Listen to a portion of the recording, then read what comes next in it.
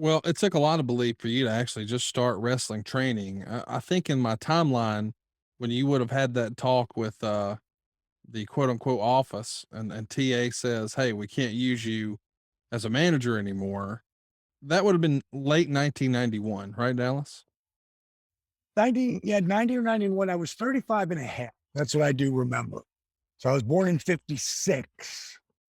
So I guess that would be right. Yeah. It looks like And that's what, 91 is when I found you had your first match, at least in front of right. fans. November 5th, it was a tag match with you and Scott Hall.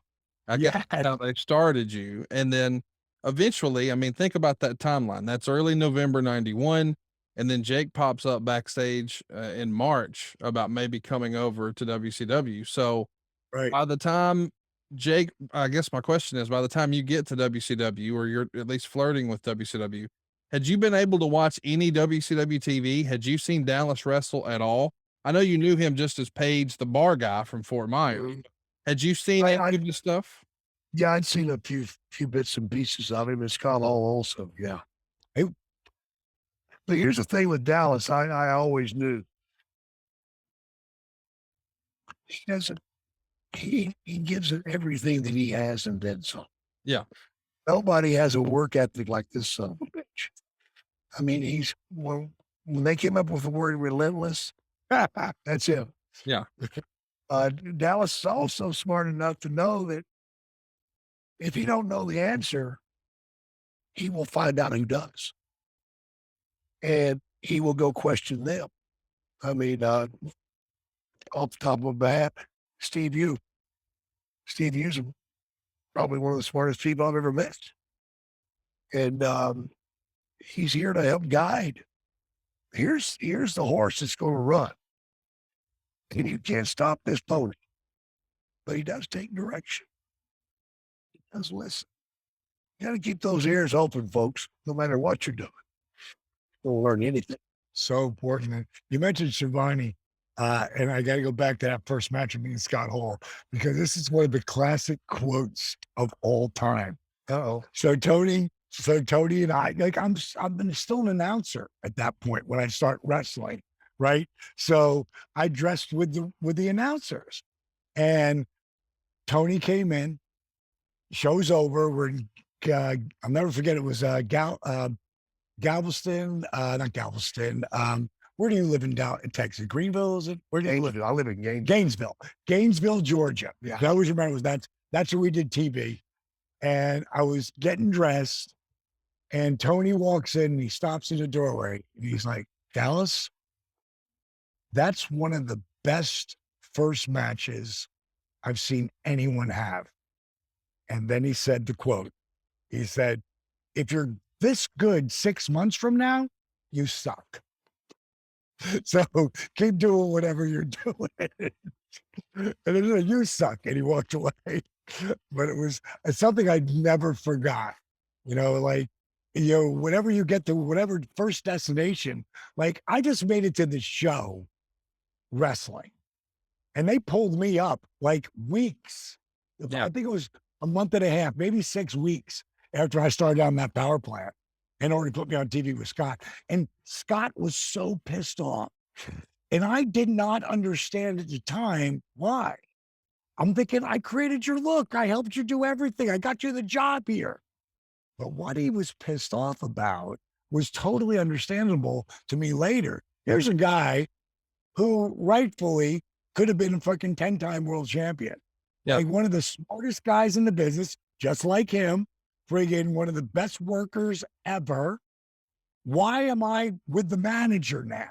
I mean, you talk about a boom, boom, boom, boom, boom spot on the card. And he didn't last long with it because he went and took his elbow surgery thing and then took the gimmick up to WWE. And we know what happened to it there. It blew up. Yeah. It could have blown up anywhere. But those were special moments. Like Scott Hall, wasn't as influential as Jake in my career, but pretty damn influential.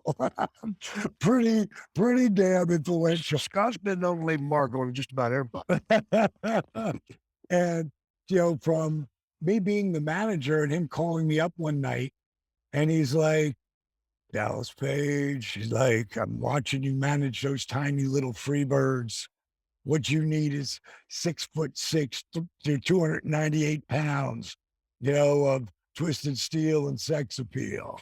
And I called up Magnum and asked him if uh, if I could bring Scott Hall and manage him. He goes, I always liked Scott. He goes, let me go talk to Dusty. Comes back over the phone. He goes, sorry, baby, can't help you. He said he's been up here twice already and didn't get over. And I hung up the phone and then I called Scott and I told him, I said, I got an idea though, dude. We change your look completely. He's like, "What do you mean?" I go, "Well, jet your blonde hair, brownish blonde hair, we dye it jet black. Honky Tonk's the only one who has black hair. Think about that. Yeah. Everybody's got black hair today. Back then, no one had it. Yeah. Black hair, except for Honky Tonk. Jake had dark hair, but it wasn't that black look. And I said, you could do that. It would change your look completely. He said, okay, I'll do it. I pick up the phone. I call Magnum. I go, Mags, I go, what if I can completely change Scott Hall's look? He goes, what do you mean? I go, what if he doesn't look like the same guy? And he said, all right, just bring him up. We're not flying him. I said, I know that. But if he drives up, will you take him? He goes, bring him in. We'll give him a look at. So that night, I call him back. He's super excited because WCW is not calling him back. WWF's not calling him back. Nobody will pay attention to him. Think about that for a second. Yeah. The bad guy, two-time Hall of Famer. Nobody will call him back. So I call him back and say, I got it, bro. Meet me here in the morning. I want to make sure your hair's right. So that night I'm watching MTV and I see George Michael. He always thinks it's Rob Lowe. It's George Michael on MTV.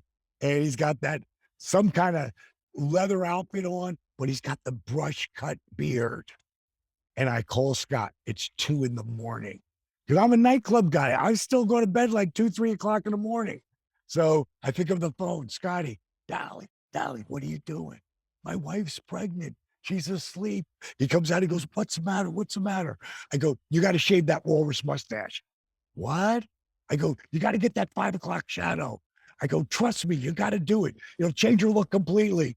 All right, I got to go to bed. We'll talk about it tomorrow.